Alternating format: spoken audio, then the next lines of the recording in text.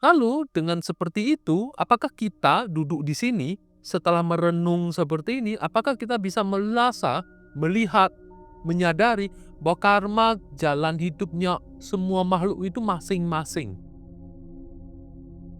Paham nggak? Karma jalan hidupnya orang itu masing-masing. Masing-masing, ada yang panjang, ada pendek, ada yang ke sana, ada yang ke sini, ada yang ke sana, ada yang ke sini, segala macam. Paham? Lalu di dalam semesta alam besar ini, kita semua membawa karmanya masing-masing, menjalani hidup dengan karmanya kita masing-masing. Semua yang kita hadapi itu cuma ada 3, senang, netral, dan tidak senang. Itu semua adalah buah karma yang kita terima. Semua efek, misalnya kita duduk sini 1 jam, kita 10 kali diterpa angin dingin, 3 kali diterpa angin panas, 3 kali digigit semut, 1 jam, misalnya itu ya, lalu 3 kali dapat duduk dengan tenang. Dan itu adalah buah karma kita. Paham nggak? Ini orang tak paham, saya nggak ngerti. Ini orang tak paham.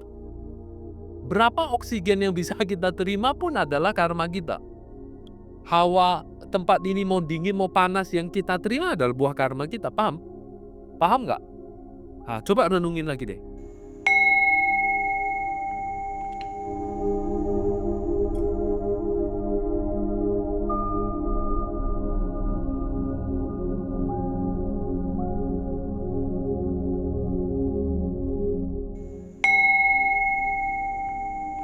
Bahas tentang karma memang sesuatu hal yang unik. Karena ini adalah fondasi yang penting. Kalau kita tidak merealisasikan karma, tidak merenung, tidak saya menghindari kata tercerahkan karena nanti seolah-olah ini tidak ada pencerahan. Tapi semacam terjadi aware, bangkit. Oh, kayak gini loh. Tapi di batin, paham nggak? Kita merenung terus tentang karma ya. Renung. Apa yang kita bisa renungkan dengan karma? Contoh tadi sudah ya. Dapat apa? Jadi perenungan tentang penolakan samsara itu enggak kalau kita tidak merenung, tidak paham tentang hukum karma. Itu penting sekali. Mulai dari pertama, paham dulu bahwa paham itu artinya terima, lebih jauh dari terima, paham bahwa kita berbuat apa, kita dapat apa. Ini harus paham, terima dulu. Harus benar-benar terima. Kalau itu, maka ketika kita melihat batin kita duduk begini melihat, oh tangan saya bentuknya ini. Ada orang tangannya 6. Ada orang ini, bentuk tangannya sebegini. Saya gemuk, saya pendek, saya pintar, saya bodoh, saya cakep, saya hitam, saya putih. Oke, ini adalah karma saya. Terima apa enggak? Setelah ini, kualitas batin. Oh, saya lebay. Saya geeran. Saya emosian. Saya kokoh. Saya pintar. Saya bodoh. Saya begini, saya begitu. Saya galau. Maksudnya gampang galau. Saya gampang panik. Ya, segala lah. This is kualitas karma batin kita. Ya. Lalu dengan cara yang sama, kita lihat lebih jauh lingkungan saya. Berapa beras yang saya makan, berapa uang yang saya punya, berapa kesulitan dalam hidup saya, berapa kemudahan dalam hidup saya, berapa rumahnya sebesar apa.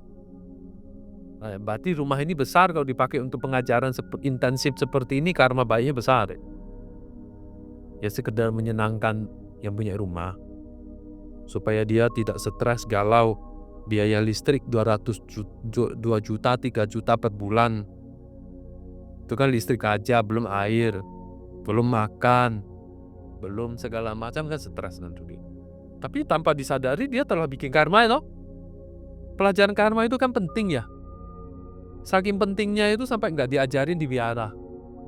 Cuma dibilang bikin karma baik, berdana kepada Bante. Lalu pegang mangkok, pegang pegang bahu, pegang meja.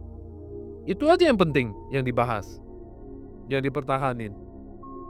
Karma seperti apa? Kalau umat diajarin karma, umatnya mandiri, dan Bante nggak makan, nggak datang konsultasi, dan nggak dapat angpau. Ya Bante nggak diundang, ya tapi ya diundang makan sih ya, karena undang Bante makan nggak karma baik. Katanya, aku tak merasa, aku loh ya. Jadi ya nggak tahu kalau Bante-Bante lain merasa undang aku makan itu karma baik. Berarti ajak saya lawan badminton juga karma baik. Kalau kan kita nggak bisa badminton sendiri ya, kan harus ada lawan. Berarti itu sama dengan memberi makan toh. Itu paham dulu. Setelah paham, berarti kita titik ini apa? Titik ini apa? Kalau kita paham, titik ini apa? Terima apa adanya. Kalau nggak terima terus mau apa? Siapa yang kau salahkan? Karma kamu yang buat. Terus siapa yang mau salahkan? Ya salah diri sendirilah. Kau sudah salahin diri sendiri kan diam kita. Oh ya sudahlah. Paham nggak? Itu dulu. Nanti dibahas, karma akan dipakai untuk proyeksi ke depan hal-hal yang kita inginkan. Orang itu cenderung tidak menggunakan karma untuk memproyeksikan pencapaian kebudayaan dia. Dia hanya berharap karma membuat dia lahir di alam dewa, alam tinggi, alam senang. Tapi setelah lahir alam senang kan habis juga karmanya. Nangkep? Ini penting. Kita mau umurnya berapa panjang, uangnya berapa banyak, istri, anak, suami mau berapa baik, berapa banyak, itu karma kita. Nah, kita lihat dulu, penting untuk lihat dengan kacamata yang netral, jujur, apa adanya, dengan timbangan karma, dengan kacamata karma, memproyeksikan apa yang terjadi dalam hidup kita. Yang dibahas di buku ini teori, mekanisme, ya kan? Jalan karma hitam, jalan karma putih kan mekanisme nih, dibahas di buku. Tapi kan merenung tentang karma ini penting. Kalau kita tidak mampu merenung, berarti tidak bisa melihat. Kalau tidak bisa melihat, tidak bisa terima, dan tidak ada bisa melihat orang lain. Kalau tidak bisa melihat orang lain, tidak muncul iba. Tidak muncul iba, tidak muncul sedih, tidak ada rasa penolakan samsara. Motivasi tengah tidak bisa tembus. Karma ini penting sekali, cuma satu-satunya yang perlu kita pakai. Coba ya 12 mata rantai ceritanya karma.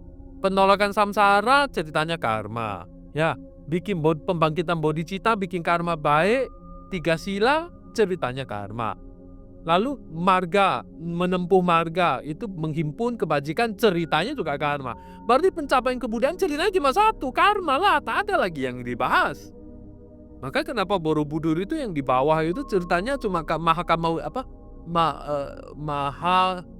Kamawi Bangga tentang karma. Karma itu cerita apa, isinya apa? Ya nggak ada bahas lain selain karma. Kenapa itu ada di bawah situ? Ya ceritanya begitu, ceritanya kayak coba ya. Penolakan samsara, di dalam topik penolakan samsara 12 mata rantai itu ceritanya karma sebab akibat. Ya, lahir tumimba lahir reinkarnasi 3 alam rendah, 3 alam tinggi karma. Bodhicitta, lalu punya tekad bodhicitta, jalankan 3 sumpah bodhisatwa, itu ceritanya bikin karma baik ya. Lalu menghimpun 6 paramita, karma juga. Lalu masuki marga, jalan masuki marga, perenungan tentang sunyata, tentang ini, tentang itu, karma juga. Karma itu kan sunya. Setelah itu lanjut lagi, menempuh 10 bumi, menyempurnakan praktek paramita kita untuk mencapai tubuh tathagata, itu karma juga. Masuk nirwana yang buah karma lah. Apalagi yang mau dibahas di situ selain karma? Ya nggak ada. Kenapa kok Borobudur ceritanya di bawah itu Mahakama Wibangga, orang nggak paham? Lah ya jelas nggak paham, nggak Buddhis, mau paham apa? Paham sekarang? Ngerti? Nah mulai sekarang merenung. Saya ini kan ini bukunya ceritanya teori nih ya. Lamrim ini kan di sini topiknya teori, tapi kan kita harus paham perenungannya apa. Di sini kan karma putih, karma hitam, jalan karma putih, jalan karma hitam. Oke ya, ini mekanisme nih. asal muasal. Lalu akibatnya yang seperti apa? Akibat langsung, lingkungan, dan akibat yang similar, serupa dengan tindakannya. Ini teorinya yang paling penting itu, yang 4 tadi, 4 sifat karma. Karma itu pasti, ya segala macam itu ya. Lalu dengan semua ini apa yang kita renung? Berarti itu diaplikasikan dalam diri kita sendiri. Aku buat karma, aku pasti terima akibatnya. Oke, 1. Karma itu bisa bertambah besar. Ya, aku bikin karma, akibatnya saya bertambah besar, tambah banyak, berlipat. Lalu karma itu kita tidak berbuat, tidak akan terima. Berarti harus buat, dan segala macam itu kan diri kita. Oke, setelah itu mari kita lihat. Kenapa kuping saya seperti ini? Kenapa mata saya seperti ini? Kenapa hidung saya seperti ini? Kenapa wajah saya seperti ini? Kenapa warna kulit saya seperti ini? Kan akibat dari karma. Lalu lihat lingkungan kita. Mak kita kayak apa? Bapak kita kayak apa? Adik-adik, kakak-kakak kayak apa? Lingkungan kampung kita kayak apa? Itu kan karma kita. Lalu lihat kita makannya apa? Berapa kaya? Berapa miskin? Berapa baju? Sekolahnya apa? Berapa punya HP? Punya mobil? Punya motor? Tinggal di mana? Karma kita. Lalu lihat istri anak kita kayak apa bentuknya? Karma kita. Lalu lihat kualitas batin kita. Oh, aku nih lebay, aku nih kokoh, aku nih tegas, aku nih pemarah, semua itu karma kita. Oke, lihat aja semua dah. Terima nggak? Ya mau nggak mau terima. Lalu lihat apa yang kita alami. Aku sedih, aku susah, aku diputusin pacarku selingkuh, aku diputusin kerja, orang marahin saya, bos marahin saya, hidupnya sengsara, pokoknya sengsara. Kerja gitu, pokoknya apapun yang kita terima. Itu karma, itu akibat, itu karma lagi. So apa? Kalau kita tidak merenung itu apa yang terjadi? Itu karma kita, ya udah terimalah. Coba sekarang kita renungi, karma saya begini, coba di list, coba. Karma saya gini, akibat saya begini, gini. Semua apa yang kita lihat dalam setiap waktu. Setiap waktu. Waktu itu kalau garis bilangan, di garis titik, ya setiap titik. Paham nggak maksud saya? Setiap titik. Kalau waktu itu kan paling kecilnya aku saya titik ya. Titik dari momen ke momen itu kan semuanya karma. Satu momen kita bertemu dengan tak terhingganya akibat karma. Momen kedua tak terhingganya akibat karma. Coba kita duduk di sini, kita ketemu apa? Hawa udaranya panas, ada kipas angin, lantainya begini. Satu momen loh. Sofanya ini, karpetnya begini, bukunya ini, topiknya ini, ketemu orang ini, makan ini, rumahnya ini. Satu momen loh. Berapa karma yang kita terima? Coba renungin karma, ini buah karma, lihat baik-baik. Lalu lihat, setelah itu berarti ini akibat. Akibat siapa yang bikin? Dari mana? Oh, dapat dari apa yang saya perbuat. Berarti dulu kita baik apa tidak baik? Lalu renungin. Oke, dengan kondisi seperti ini, ya kita nggak terima kita tuh kurang cakep. Kita nggak terima kalau kita tuh gelap warna kulitnya. Kita nggak terima kalau kita tuh pendek. Kita nggak terima kalau kita itu gini, nggak gitu. Pokoknya kita nggak terima kalau keadaan buruk menimpa diri kita. So, kenapa nggak terima loh? Itu akibat kita yang buat. So, apa yang harus kita lakukan? Paham toh? Apa yang harus kita lakukan? Ya nggak ada yang bisa kita lakukan loh. Itu kita patang ya karmanya begitu. Nah itu renungin dulu. Kita renungin, amatin. Itu butuh waktu lama, nggak bisa waktu sehari. Renungin, amatin. Oh seperti ini, oh seperti ini, oh seperti ini, oh seperti ini, oh seperti ini. Lalu refleksi ke diri kita. Oh itu semua yang kubuat. Oke. Lalu lihat apa yang terjadi. Itu satu dulu ya. Lalu lihat apa yang terjadi di batin kita merasa apa. Tapi itu nantilah. Tapi lihat dulu semua itu. Kita ya sama aja dengan proses tadi, dan kita ulang lagi. Pelan-pelan lihat.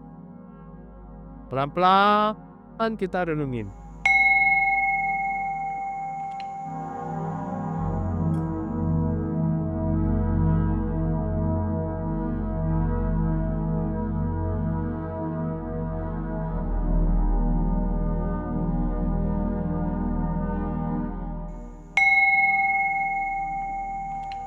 Apakah kita bisa melihat dengan Kacamata netral, oh begini, oh begini, oh begini. Oke, satu ya.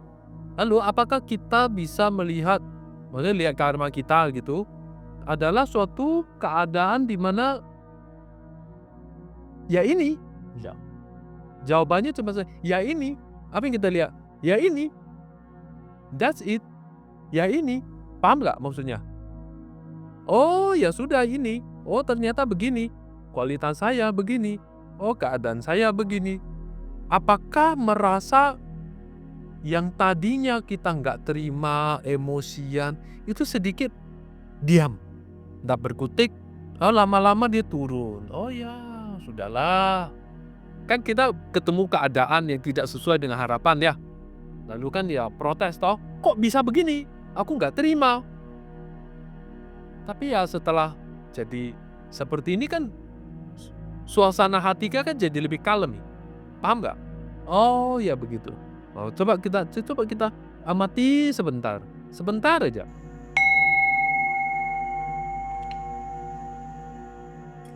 Sebentar aja, lihat. Amatin sebentar aja.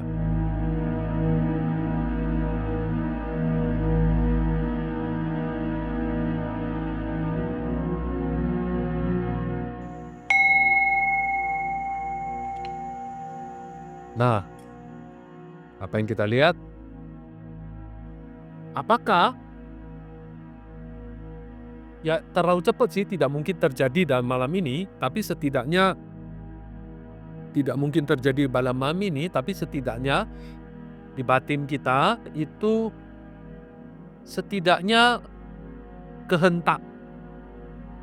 Seperti orang yang lagi marah-marah, emosion, tak terima, dia dihentak. Salahnya kau. Diam. Nah, dia diam itu. Sudah diam. Sudah diam lama-lama kan merenung. Lama-lama kan dia kalem. Yang paling penting itu adalah dia terima apa adanya. Paham maksudku? Nangkep?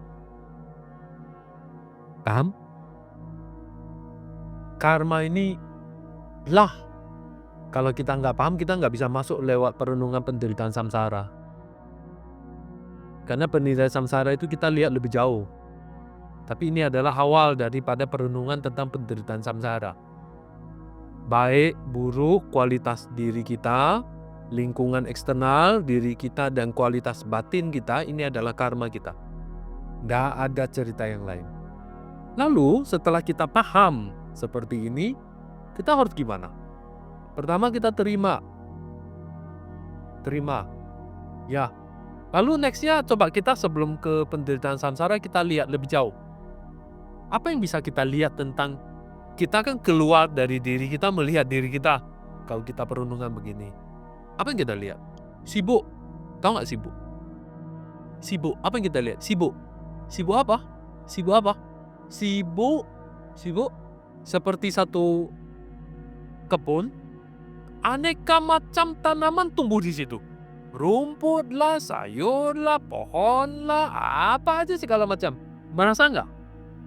Kayak sebidang, ya kayak di Payangan sebidang tanah itu kan sekarang kan monokultural, jadi rumput gajah semua. Sebenarnya kalau ibarat diri kita, batin kita itu sebidang tanah itu ya rumput ya ada, sayur ya ada, pokoknya hutan belantara lah itu. Nah, segala macam ada ya. Paham? Apa itu? Buah karma kita semua. Nangkep nggak? Bener nggak? Bener nggak? Paham? Bener nggak? Coba tanya diri kita. Kayak hutan belantara lah. Dalam satu momen ini, banyak sekali yang kita temuin, berarti buah kita itu banyak. Ada yang tumbuh, ada yang layu, ada yang tumbuh, ada yang sudah mati. Oh, hutan belantara. Hutan itu kan segala macam ada itu. Satu ya. Sibuk. Sibuk apa? Sibuk menampung segala macam karma baik, tak baik, netral. Kalau kita lihat lebih jauh, sibuknya itu batin kita sibuk. Karma baik kan kita terima dengan senang, karma buruk kita terima dengan sedih, karma netral yang bikin netral. Jadi ibarat piring itu sibuk sekali segala macam yang matang di batin kita. Paham? Paham? Nah kalau gitu coba pertanyaannya, kita dengan keadaan seperti ini, setelah ini kita kemana? Paham nggak pertanyaan saya? Setelah ini kita kemana? Melanjutkan perjalanan panen karma baik, karma buruk, dan netral. Oke, pertanyaannya, kapan berhenti? Ya nggak pernah bisa berhenti, kita bikin terus, bikin terus, bikin terus, bikin terus. Sekarang lihat sebab, sekarang terima akibat, sekaligus menjadi sebab. Paham toh? Misalnya saya dipukul, saya marah, itu akibat. Saya marah, saya pukul balik, saya sebab lagi, bikin sebab. Terus saja. Coba lihat perjalanan kita, ada titik berhenti nggak? Paham nggak? Paham ya? Ada titik berhenti nggak? Nah, coba kita renung-renungin deh. Dengan pikiran yang netral, kita mengamati senang, tidak senang, netral, senang, tidak senang. Silih berganti terus begitu banyak. Dan jalan terus, jalan terus, jalan. Coba kita lihat, ada berhenti nggak?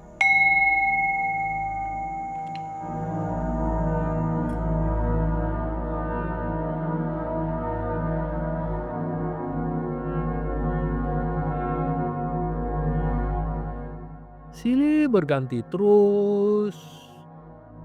Hutan berantara ini akan berlanjut sampai kapan?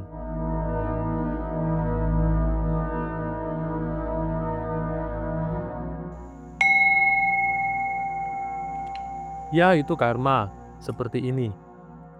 Jadi perjalanannya masih panjang, karmanya masih banyak. Ya kan? Baru aja mikir karma, HP sudah bunyi ya. Udah, kita sampai di sini. Dagi jine sabage wadi dendang doa kundang gamben hongge bejo sung no sang dabai dan bering boring do jezer so